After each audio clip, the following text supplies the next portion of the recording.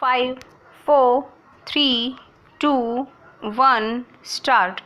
A conjoint reading of the aforesaid provisions definitely indicates that in a case any vehicle is to be plied on a public place or any other place to make the insurer liable to pay the compensation under the policy of insurance, statutory requirements have to be necessarily fulfilled, and these requirements are more strict in the case of a transport vehicle.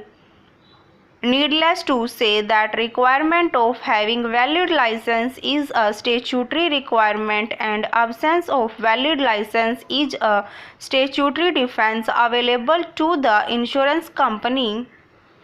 It need not be highlighted that the liability of the insurance company is contractual in nature.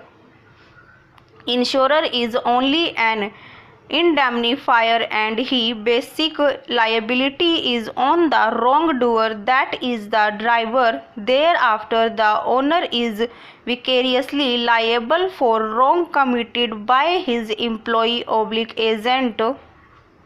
It is only by virtue of the contract of insurance between the owner of the vehicle and the insurance company as per Chapter 9 under Section 147, the insurer is liable to indemnify the owner for third-party risk.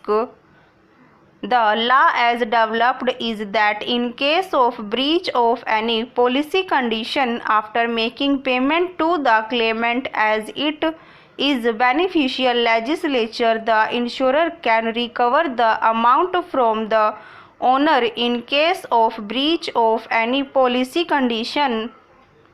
Under the policy, as per the statutory requirements, a vehicle owner is under statutory obligation to have itself vehicle registered in a case of transport.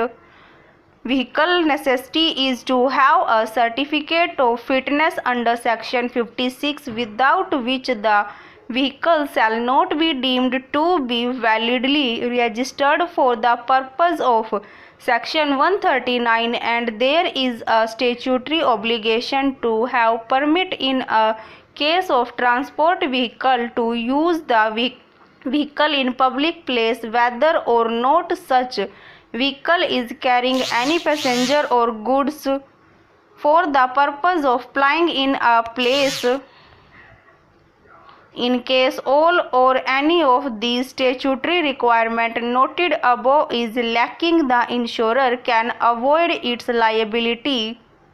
Apart from the statutory obligation in the terms of contract of insurance, it is clearly provided that vehicle will be driven by a duly licensed driver, or otherwise the insurer will not be liable to indemnify the owner.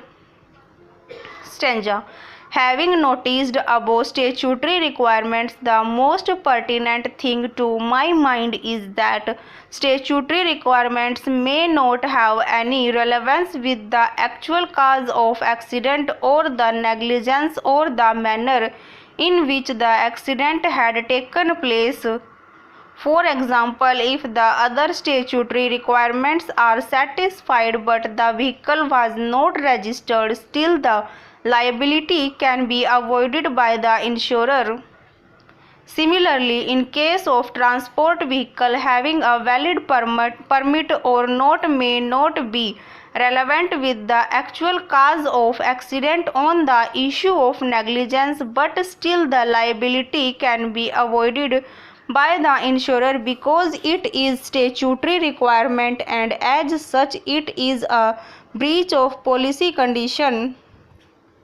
Similarly, there is requirement of fitness certificate in a case of transport vehicle is also essential for registration.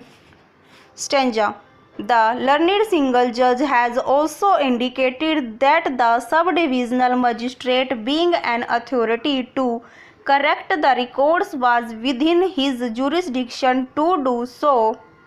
We do not find this inference to be correct, in as much as here the issue was the valid grant of lease and declaration of rights under Section 131B, and not a case instituted for correction of records.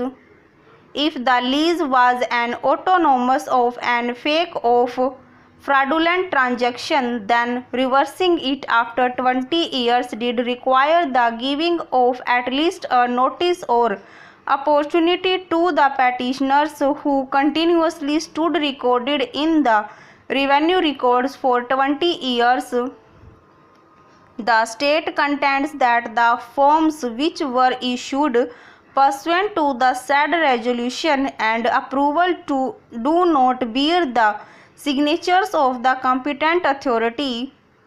The order of the subdivisional magistrate narrates the existence of 3 resolutions of the Gaon Sabha dated 18/5/1984, 16/6/1984, 16/7/1984.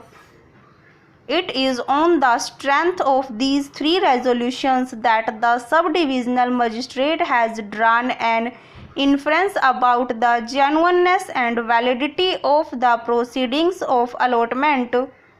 These 3 resolutions are stated to be existing in the report dated 11/5/2006, which in turn refers to 139 names that were recorded in the resolution dated 18/5/1984, but 140 people were indicated as eligible on the strength of preparation of Form 57 KHA. The second fact noted is that the allotment dated 16/6/1984 records 153 names after noting Form 57 KHA that are stated to be not available on the file. What is available is Form 58 KA, but 146 of the same do not bear the signature of either the Lekhpal or Village Pradhan. Over.